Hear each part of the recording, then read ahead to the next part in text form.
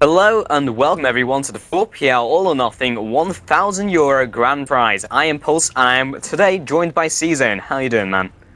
I'm doing pretty well. Just ate some lovely dinner and very much looking forward to the games today. And quickly throw up this screen. And So you're first still ones are already digesting. coming out. Outstanding. Still digesting that food then? Yes. Good. Should be So if we somewhere hear around any my stomach. burps, then it is 100% C-Zone, not me. Okay, I would mute my microphone. Okay. We're getting down that route of too much information, but anyway, we will have Purple Team and H2K. They are standing for either TT Dragons, I believe it was, because TT Dragons and SK have dropped out of the tournament due to real-life issues. And on the other team, we will have Eloblade, which is a new team being formed by, I believe, Nord may or may not be the leader. I'll have to double-check on that one, but Nord has recently hit 3k Elo, which is pretty ridiculous. Congrats, and I suppose he won't be playing any more ranked until the end of the season, so he can maintain that absolutely incredible amount of elo. But first couple of bans will be Rengar, Jace, Nunu, Lee Sin, and Orianna. I guess I'll start off the running. So Rengar at the moment, after the little hotfix, absolutely insane. Huge damage in lane and actually really good transition into mid and late game now. So definitely ban worthy. Jace as well in the right hand, absolutely amazing. One of those really high skill cap champions in top tier play who can really be a massive terror for the enemy team to contend with. Lee Sin is always going to be one of those strong champions, maybe targeted actually. I'm not entirely sure on all the roles of this new team, Eloblade, because obviously they are a new team as of very recently, and Instalock Sona. Take me through Malphite, Nunu, and the first pick that will indeed be Sona. So, Malphite just a pretty standard, good pick. Going both top and jungle, he's just very strong. And the thing is that he's mostly relevant throughout the game, because early game his ganks or his laning, depending on where you play him, is pretty damn good. And in late game in teamfights he just can completely decimate your team. And Nunu and Orianna, well, they're just generally strong. Orianna is probably targeted at Lord. He is kind of known for his Orianna. That's pretty much how he got to that 3k elo. And Sona, Graves, Ari, it seems. Sona Instalock is pretty logical. Sona is kind of broken at the moment. He's a bit too strong, might need a bit of a nerf bat, but it'll be after the Season 2 World Championship apparently. And it's going to be Ari and Graves. So what do you think about the Ari and Graves pickup, Pulse? Yeah, so Ari's always one of those super strong mid AP carries. She's not really outclassed by anyone. She does a lot of damage, got a lot of mobility, a lot of utility when it comes to those team fights. And in those level 1 fights, always got that calm as well. So she's just very versatile when she goes into that mid lane role. Graves as well, one of the strongest AD carries at the moment, even though he was hit with the nerf bat recently along with Corki.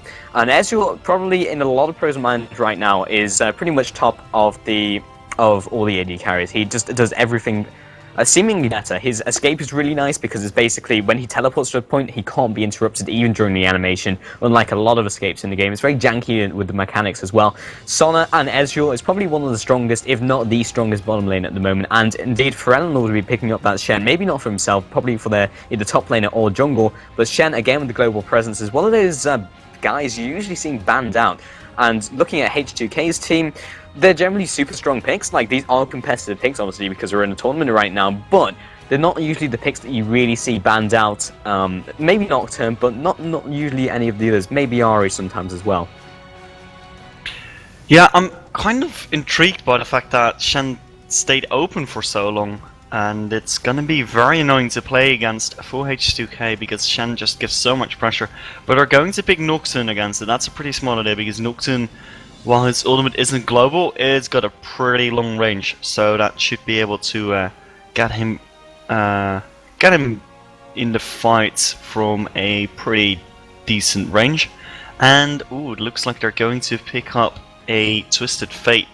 That would make a lot of sense because now you not only have the global pressure from Shen, you also have the almost global pressure from Twisted Fate. I haven't looked it in yet though, so we do not know for sure.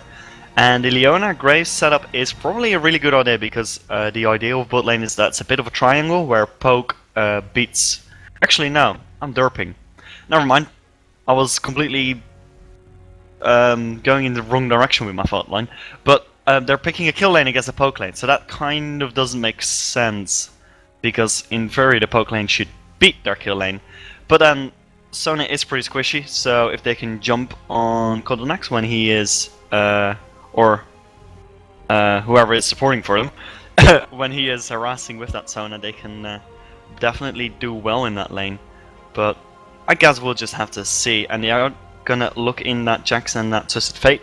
Either Jax or Shen could be jungling or top, but I assume that Jax will be top because that's where you see him mostly in competitive play. And as that Twisted Fate with the global pressure is going to be very strong for them. And we don't know what the last pick is going to be. It looks like it's going to be a Vladimir. It is going to be a Vladimir, so they're going to have the double AP. Vladimir does do decently against Jax.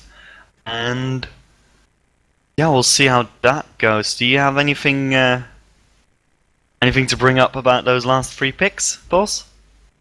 Yeah, so the TF pick I'm really not surprised about, because for Eloblade, every time I've shoutcasted with him, he's just been absolutely amazing on that TF. Great global presence and already setting up these very interesting team comps. Once again, you've got the high mobility from the teleport from Shen and for Eloblade on that TF, and probably the idea of the Nocturne is, okay, you can maybe slightly mitigate the global presence because you can bring yourself into contention with that semi-global ultimate, as you pointed out, C-Zone, with Nocturne, which is super, super strong, and when it gets to those level 6 areas, it will indeed be that Shen and the Nocturne in the jungle, so probably going to meet both level 6s at fairly the same time, so he should be able to bring himself in contention wherever Shen chooses to gank, or even be the initiator. But in that case, they've got to be careful whether Shen will also be there, bringing his shield down and bringing some more utility into that small skirmish. But as we bring ourselves into the delay timer, we have a couple minutes, so do you want to take a look at anyone's room pages and masteries before we jump into the game? So it's always nice to see how the pros do it. Yeah, I would really like to see how Lord has his Twisted Fate set up, because that should be decently interesting. Hope they load in a timely manner for me. Yeah, so like we will be looking at the room page, which is called 4. Room page number 4, very classy. We will have 45 ability power level 18, so we've got scaling ability power there, the plus 8.5 magic pen and the extra movement speed as well, so he's looking for the great mobility from those movement speed quints, and pretty much no resistance as well, so he's really confident in his juking abilities, and generally Ari is that skill shot champion, so he can get out of the way of a lot of those skill shots, apart from the ultimate of course, but she does have to go in melee range, at which point she is kind of countered by hard CC, which TF has in large quantities with that picker card, namely the gold card. So moving on to the masteries, we will have 2109 going straight down to the utility for the runic affinity, the extra flash cooldown, and then Summoner's Wrath as well, so we can get the increased ability power and attack damage on his Ignite, going straight down to Executioner, and all of the AP masteries as well to boot. So here we go, guys, as we jump down to about 1 minute 30, we're going to jump to a quick commercial break. So when we get back, we will be in game for the first round of the All or Nothing tournament between H2K and Eloblade. Stay tuned.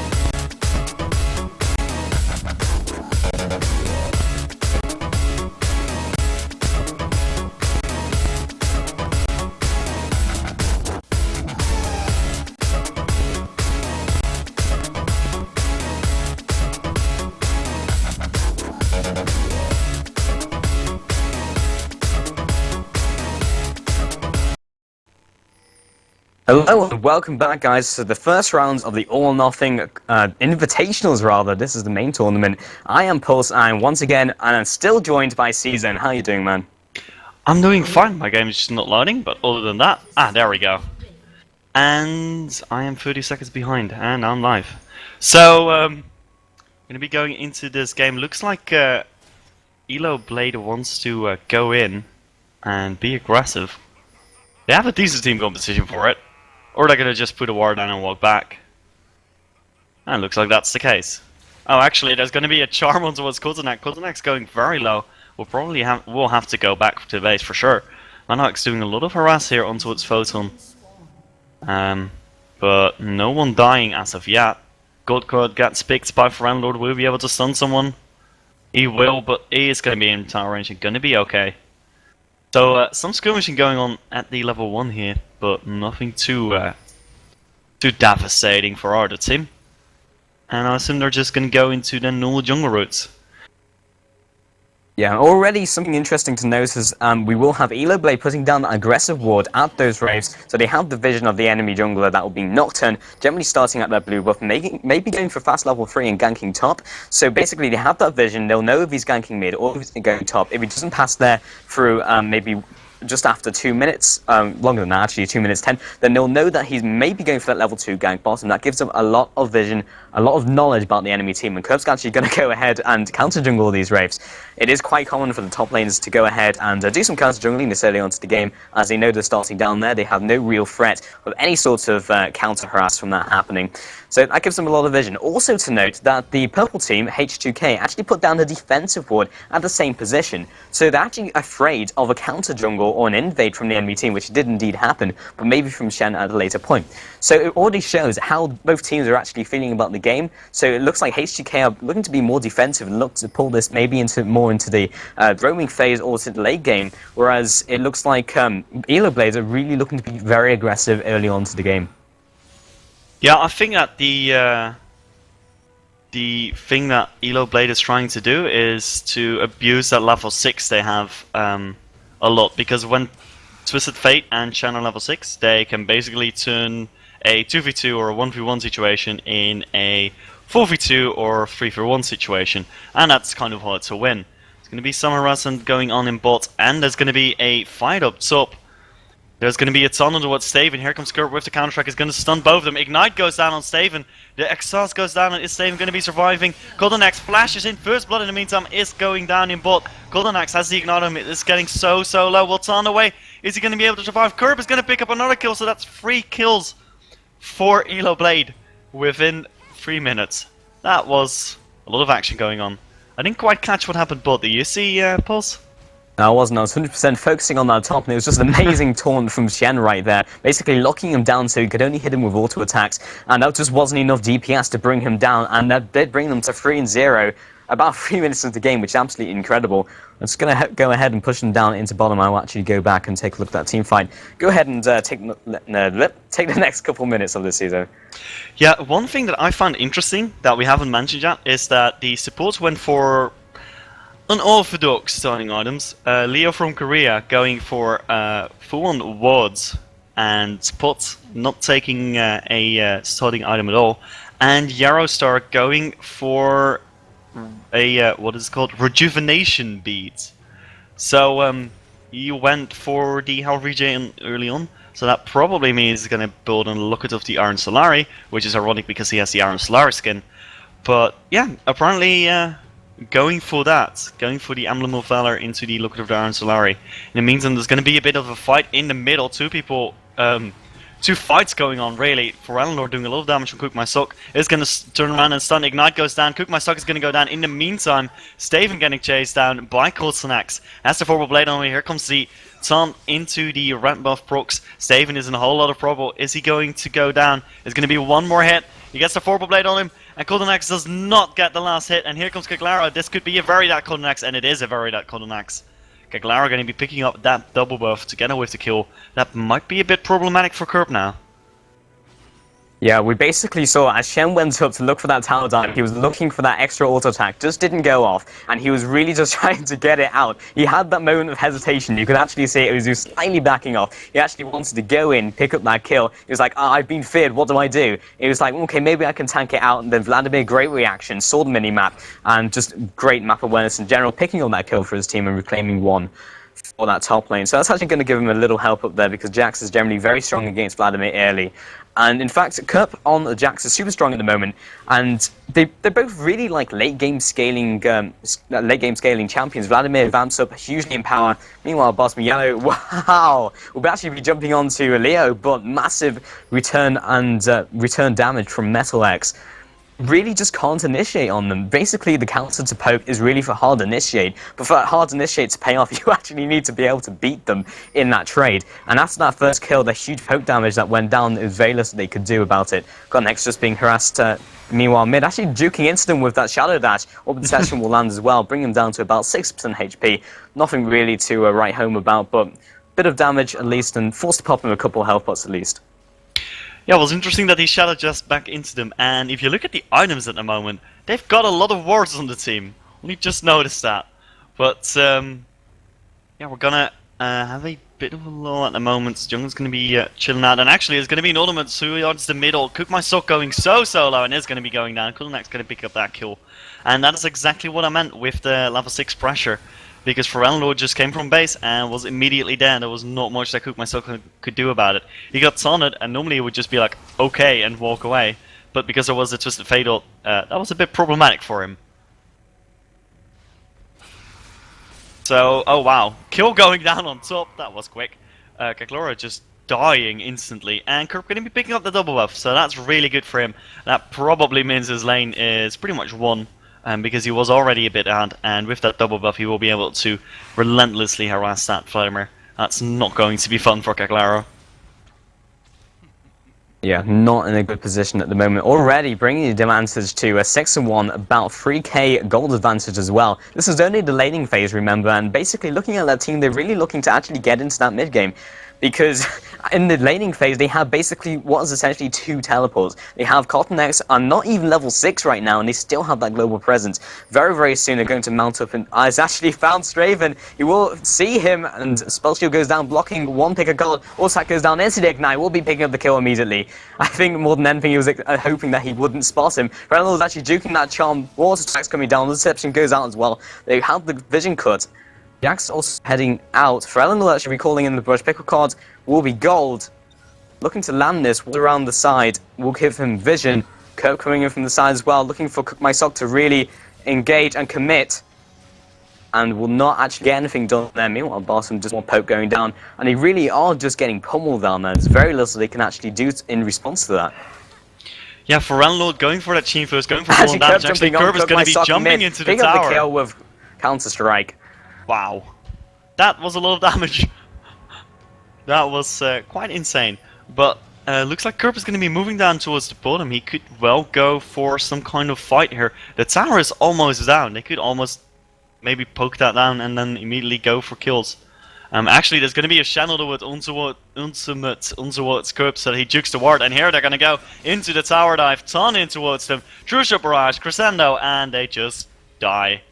Not much to say about that. That was just completely destroyed. They're going to immediately pick up that tower. Kerp's going to be going back to base, going to pick up some items, and then going to be moving back top to bully the Vladimir some more.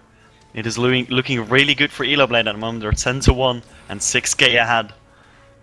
Yeah, wow. Like 9 minutes into the game is absolutely crazy. And they just have such a strong laning phase team, and I'm surprised that H2K really didn't pick up on that. They have like a very solid team comp that has a strong mid-game scaling and then strong late-game scaling, but they haven't really specialized in their team comp. It's kind of like strong here, strong there, and actually Straven coming in behind, Leo from Korea down at bottom, Metal X coming in from the side as well. Huge damage coming out into the buckshot, into collateral damage, picking up that kill and reclaiming one. For Eleanor, actually popping the Destiny, coming up top.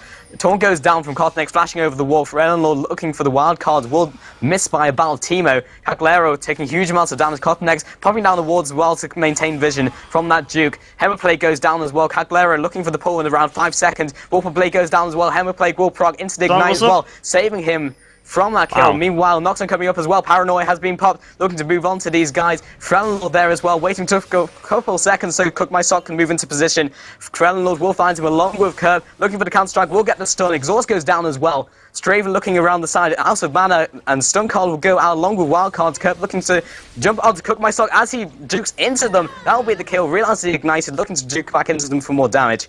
And that will be an absolutely insane couple of seconds. That was a lot. Oh wow, the Truth Shot Barrage almost hitting. That was actually quite close. But didn't quite hit there, and wow, Caglaro walks into lane, almost half HP. There's so much damage coming out from Krellenlord at the moment, and Coop as well. Has that Phage 3 Doran's Blades, there's so much damage. Caglaro just has to run from him. This is kind of insane. Also 2 levels behind, which is a pretty big deal. There's not much that H2K can do at the moment, but if they hang on, they might have a chance. Ooh, that Send of Blade was... It was a nice prediction, but didn't quite work out. In the meantime, at top, Caglaro going very, very low.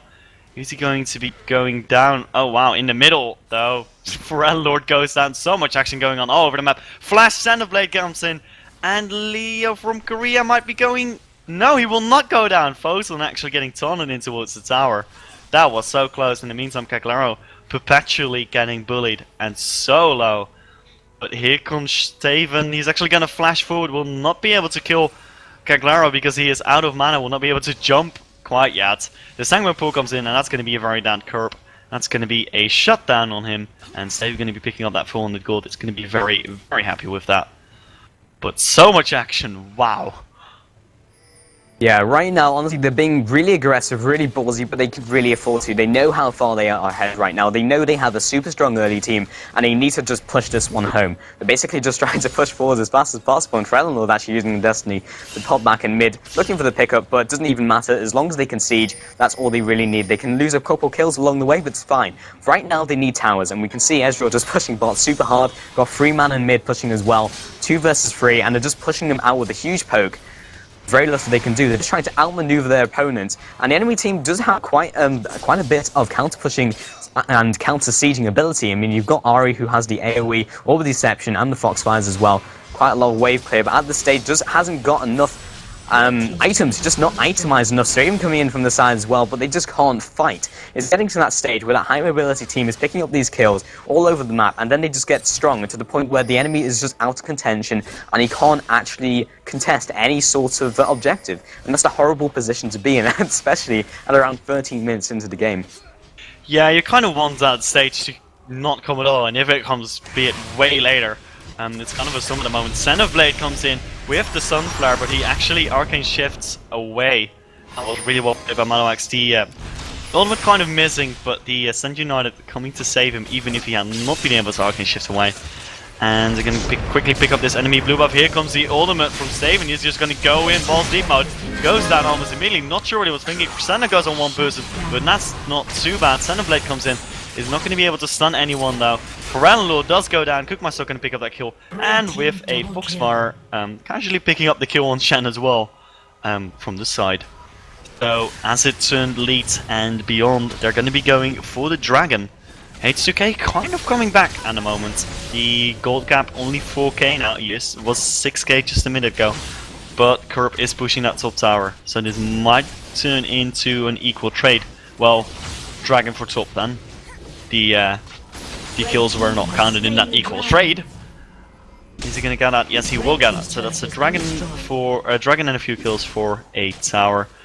Not that much worth it for Eloblade, but not that bad. Yeah, and Straven's also here as well with Caglaro, but it's very unlikely they can actually pin this guy down. Curb actually going to turn this one around, start trading off, and ultimate has been popped as well. Caglaro coming in from the side, instant exhaust, Jax's worst enemy. Ward goes over the wall, and there's the ward jump, just safe and dry. Thing is, right now, the Eloblade is really looking just to push. We just mentioned that they are looking to push. They have this sort of sieging comp, this strong early game, so they need to push it forward while they're still strong. Because they recognize that the enemy actually scales really well into the mid game. They have Nocturne initiation into the Vladimir, into the double AP composition along with Ahri. So it's like, oh, if we get towers, it doesn't really matter too much about these dragon objectives as long as we actually just keep on pushing, get the map control, put down those aggressive wards we can already see in the enemy jungle, and just force them back into their base. So they pushed them out of contention, so they literally can't do anything. If they get a few pickups, as we said before, it's not too bad. They lost Drake, but they got a couple towers for it, and there's another turret coming down bottom. Right now, they just need to stem the flow and just quell the storm, but there's very little they can do about it, with Lord popping up top. Duke's the wild card, Freeland predicting it, however, there goes the stun card into Kurtz. Counter-strike, and what you gonna do? There's just so much mobility right now, they're just all over them.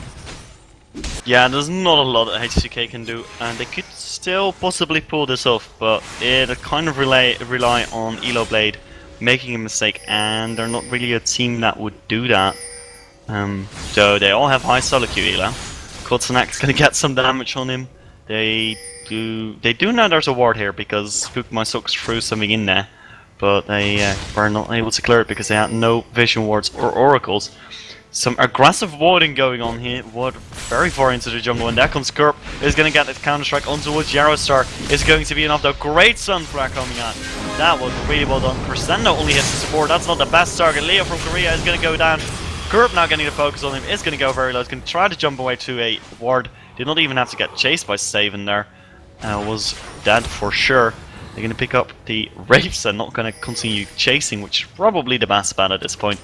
But it does mean 2 people are dead, and H2K could push at this point. I was almost going to say Baron, but they do not quite have the damage and tankiness for that. But they can probably push or force a fight. Actually, there's going to be a fight force-1 onto them. Goldenaxe just flash standing in there. Yarrow starts blading the other way. That was a very interesting frontline swap. Now Photon getting 1v1 by Madalax. Madalax doing way more damage. Photon going solo. Will he go down? Here comes the True Shot Barrage. He is going to be able to juke it. Great quick draw there by Photon. Really well done. That was superb. Yeah, really nice prediction as well. It wasn't that he had vision, it was just like he knew this was going to happen. So it was purely down to the reaction time as well. That was really, really nice to see. Just great mechanical skill coming in there from Photon. And they are reclaiming some kills, but they're still getting swarmed. Like, they are starting to reclaim some kills, and honestly, I think at this stage, Eloblade kind of recognize that. They've been spaced out a lot, pushing all those side lanes, and pushing them into their base, and they're basically just being picked. And it's really, really clever of H2K to recognize that they're just trying to swarm them, to go for those that strong split pushing power and strong split pushing presence. But if they catch them off with that initiation that they do actually have, with that Leona, with that Staven, and also with the ultimate Spirit Rush into Charm, that's quite a lot of initiation on these small skirmish fights that's going to happen. So it's very easy, obviously, because they're now in an enclosed space, so there's less time for them to reach their side lanes to another side lane to the jungle. So they are able to enclose and sort of surround the enemy team, that being Eloblade. However, I think at this stage they're going to be slightly more careful, a bit more conservative, and actually just try and push it with a bit more safety. Yeah, the thing is that they are so far ahead in gold, they should be able to bully around if they actually group up. The problem was that they're splitting a bit too much. Interestingly enough, Gerp felt like he was so far ahead that he could go for a Bilgewater Cutlass early. You usually see Jaxes go for Trinity Force, and then usually not even building an Hextech Gunblade. Hextech Gunblade really for snowballing, but he feels like it is justified, and he's going for it. So that's how confident he is about this game at the moment. There's going to be a fight here around the blue buff. Actually, there's not going to be a fight because Pharrell Lord quickly flashes over the wall. Might have been a bit too jumpy there, but then he didn't know where the enemy team was. So it was probably the best idea. Wastes his gold card on towards the ward. They are starting to close though. Kerp actually dumping onto Yarrow. You have Cagalero from the side there with huge damage coming out with Metal X from behind him. That strong front line, even from the two-man duo. Staven coming in from the side as well for Lord. There's a crescendo, Frozen from the side. Picking up 1 kill. Main damage source has been cut out, however, Metal X coming in from the side, sweeping up the mess. Cagalero also being locked down by Shen. Hookmysock trying to escape over the wall, but it's not going to happen. Kerp going in fast into the auto attack, picking up the double kill. Now chasing after Cagalero after being locked down from that Shen. Metal X just clearing up the mess. There is the ace, and probably the push into the inhib. Aceu! Now I think this could actually be game. Well, Yarrowstar is actually already back. It's only going to be 10 seconds because it's this early in the game. It feels like 40 minutes, but it's actually not even 20 minutes. You're going to take down this tower though. They might be able to take down the inhibitor. They probably have the time for that. And an inhibitor down is a huge deal, especially this early in the game. Because at this point... Oh wow, they're going to quickly clear all those wards, which is kind of nice. But at this point of the game, having an inhibitor down is a huge deal because it's really hard to kill super minions at this point. Super minions are almost able to 1v1 champions, so this could be very problematic for them at this point. And with that bot inhibitor being the one that's down, there's going to be some huge pushing going on in bot, and if there's going to be a Baron dance, then H2K can't really do much because they have to defend their base. So that's a very very bad thing for them, that inhibitor going down, especially this early on to get in the game. 10k difference. Do you think they can pull this back, Pulse? It's very difficult, and especially with that inhibitor going down, that might be the last nail in the coffin. And I honestly think that was by design by Eloblade. They engineered their fight around blue buff. You could see them swarming in from all those sides and just closing in on them. And they could have gone for that mid turret. Hell, they could have even gone for top. Because everyone knows if you take that bottom inhibitor or the inhibitor furthest away from Baron, that's going to increase the threat. So you have the super minions pushing in, as you just stated. And then when it goes into the Baron dance, what are you going to do? You can either do one or the other. If you stall them, what you're going to do, and they have that splish pushing power. That's what I was after from Cotnex and Lord. So either way, they're just going to have their balls in the vice, and there's very little they can do about it. It's getting that stage where they just can't do very much unless they get a pick onto Kurt. There is the Soul Affair coming down, getting the stun portion. Got the counter strike going down. Staven also around this corner. Curve still staying there. There will be picked up another ward jump as well, but it's picked up by the third charge of that Spirit Rush. Lord coming in from the side. War goes down as well for the extra vision. They do not have the oracles at this point. Cotnex coming in from the side. Network's got to be careful. Caglera from the side. Initiate goes down with the Zenith play. Staven coming in with Paranoia. Great crescendo, cutting him off for a split second. Fotten coming in from the side. In with the collateral damage, cutting them off all from different angles. Cotnex still trying to stick to those squishies, but the rest of the team is falling around him. 4-for-1 trade right now, and that will be 4 members of the enemy team still up. Staven on a very low health. The rest of the team with very low health. Best they can do right now is look for a mid push, and Baron is kind of off the cards for them. That was very impressive. That was really well played, especially by Yarostar there, going right into the enemy team, not caring about his own life, but taking all the looking all the carries up and making sure that his team could follow up. Really well done there. And there was a good crescendo from Leah from Korea, but it was not enough. The thing is, they didn't even take that much damage in their base, so well done there.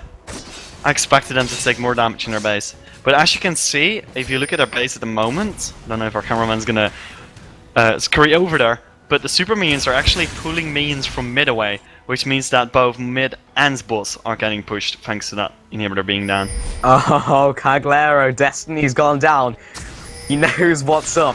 Still got the vision. Hextech Gunblade goes down, and Kerpt is going to try and pick up this kill. Speed boost goes down along with the ghost, but kind of last-ditch effort, because basically they knew they couldn't go for that mid push. They knew they couldn't overextend, because overstaying right now means bottom's going to push. You also have the Baron as well in contention. You have one pick on Caglero. Right now, really, Eloblade just in the driver's seat. It's just like, well, we can probably push on this, or we could go Baron. Baron at this stage is just an unnecessary risk. It means the enemy could potentially go for the Smite steal, looking for the safe route, looking just to push. And even if they push mid, bottom still pushing, they're going to have to commit another person. So at best, it's going to be 3 versus 5. And actually, as soon as they do commit someone, it wouldn't be unlikely for them to rush this Baron. I'm trying to get this mid turret, though. Very low HP. Frelner's probably going to try and get the Lich Bane proc on it. Nope. He hates you. Yeah, Kerp taking a lot of damage there. I'm not sure if that was the best bet there. But hey, he's got a Hextech Gunblade, so he should be able to heal that back up quite quickly.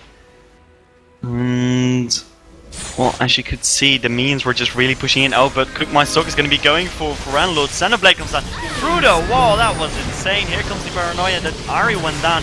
Battle Axe doing so much damage at the moment. Kerp is going to jump towards Photon. Trusha Barrage comes out. Photon going to be going down for sure. There we go. Leah from Korea going to be picking up that kill. There goes the nukes as well. Caglera now in a whole lot of trouble. Is going to be going down. Kerp getting stunned by Yarostar. Is going to jump over the wall on the ward, but gets taken down by the Wraiths. That was kind of ironic. Madlax going to casually take down that tower. And they're going to be going for Yarostar. The taunt comes down. Yarostar is dead. And that's possibly game. Actually, Coop My Stuck is back up.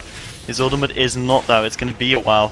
And they're going to just probably go for the inhibitors. If they take both those inhibitors down, it's pretty much game. Yeah, at this stage in the game, it's looking really nasty for them, and huge top push as well, because they did have that inhib down. Of course, when one inhib falls, the rest of the lanes also get slightly stronger as well. They've got to be very careful right now. 3 versus the rest of the team, however, they are really strong. They are on very low health though. Metal X just a powerhouse of damage right now. Arcane Shift goes out, Kotnex also there. Ultimate has been popped by Cook myself. Possible pick on Leo from Korea. There's one kill. Metalx juking very far forward. Kotnex also on the front line. Will be picked up immediately. Pool goes down into Sanguine. Pool will be picking up the kill. 1-for-1 trade. Picking up that with the bleed. And ping goes down from Jax and Fremenlord. Are they going to try and two-man it? It looks he does like have the an H2K Gunblade. It is possible he has to sustain. Yeah, well, he has the counter-strike, so he can just dodge most of the damage. It seems like it's working. Then again, Curb getting pretty low now. But 2 inhibitors are down. If they leave this base, it might turn problematic for them. Oh wow, I hadn't even noticed for Eleanor's build. He's actually gone for the Madra's Blood Razor into a recurve bow. And Solar Flare's over the wall. Photon looking to steal this. Curb actually popping counter strike. And wow, very classy kill with that H2K Gunblade. I think that's the first time I've ever seen that one happen. But yeah, classy.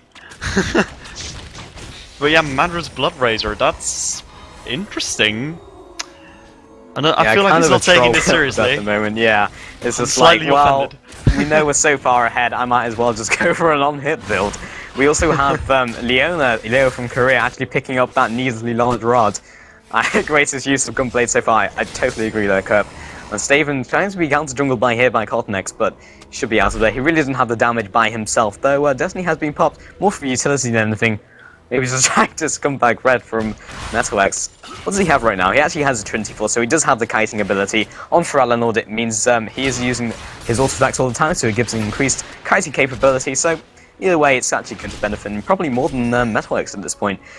Right now, they're about, what, 11k ahead. They're really in the driver's seat. Not even one structure picked up by H2K. And it's just a matter of they can just maintain this advantage and push it home. So let's see how they do in this. They're gonna just push top, I assume, because if you get 3D inhibitors down, the super minions get doubled per wave. That's every 30 seconds, it's gonna be 6 super minions coming into your base. That's pretty much impossible to defend, especially when you're this far behind. So I assume they're just gonna go for that. There's no Lich Bane proc for Ferellanord though, so he's not that great of a pusher.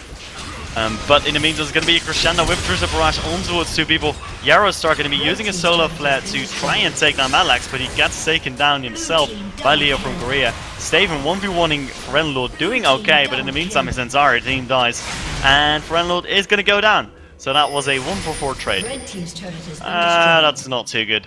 Looks like they're going to be going for these Nexus Towers. One is already down, the second one is going down. They're going to pick up the last kill, and that's game. Yep, that is game right there. That will be the first round of the All or Nothing Invitationals between H2K and Eloblade team out there. GG, well played, coming from both teams. And that was wow, double explosion, very nice. Okay, well done. Haven't seen that in a while. That's a very classy defeat. It was, yeah, it really was, going down with style. But that was very, very entertaining first game for this tournament. My English is absolutely outstanding today. Anything to add before we close up for the first round? I would just say well played by Eloblade. That was very impressive. And I'm looking forward to seeing more of them later on in this tournament. Yeah, definitely. So anyway, guys, we're going to jump to a quick break, and when we get back, we'll be looking at probably the other bracket, I think. We're actually going into 2 of the 4 first rounds, so stay tuned for that and more great League of Legends action. Stay tuned.